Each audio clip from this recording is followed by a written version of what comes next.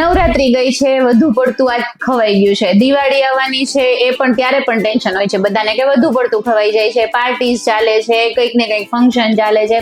After Navratri પણ આપણે દાંડિયા રમીને આવીએ તો પાછળથી રાત્રે કંઈક ને કંઈક નાસ્તો થઈ જાય છે. જનરલી એને બિંજ ઇટિંગ કહેવાય.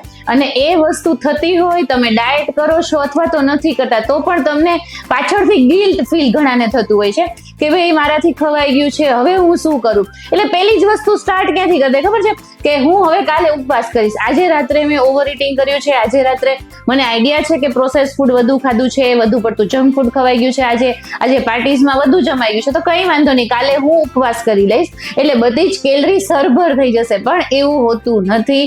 તમે બિંજ ઇટિંગ કર્યું છે, તમે ઓવર ઇટિંગ કર્યું છે, તો તમારે પાછળથી સરભર કંઈ જ નથી કરવાનું, બસ તમારે પાછળથી ટ્રેક ઉપર ચડવાનું છે.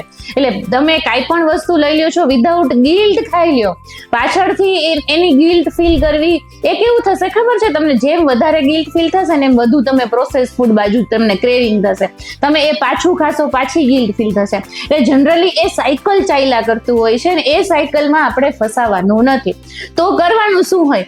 જનરલી ઓવર ઇટિંગ થયું છે, જંક ફૂડ ખવાનું છે, પાર્ટીઝમાં વધારે પડતું બજારનું ફૂડ ખવાઈ ગયું છે, પેકેટ્સ પણ ખવાઈ ગયા છે. ઘણી વખત આપણે સ્ટ્રેસમાં હોઈએ અને ચિપ્સનું પેકેટ ખાઈ જઈએ, પછી રિયલાઇઝ થાય કે અમારે નહોતું ખાવાનું. તો શું કરવાનું છે?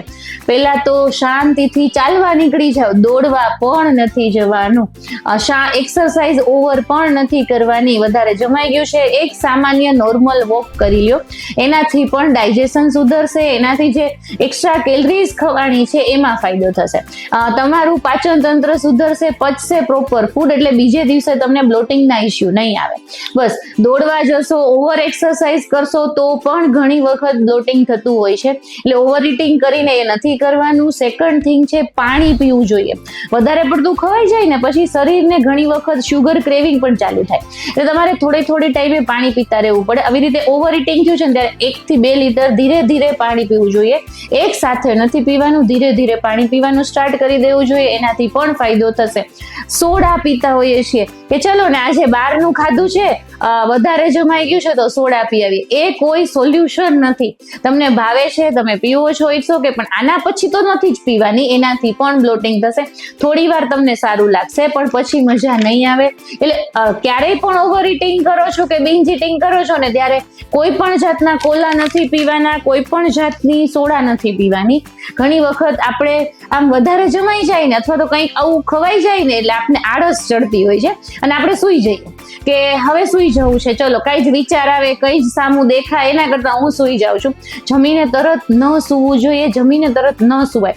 થોડીક વાર ઘરમાં જ વોક કરો, બહાર નથી નીકળાયું તો ઘરમાં વોક કરો, બીજી કોઈ એક્ટિવિટી કરો, કંઈ પણ કરો, પણ જમીને તરત સુવાનું નથી.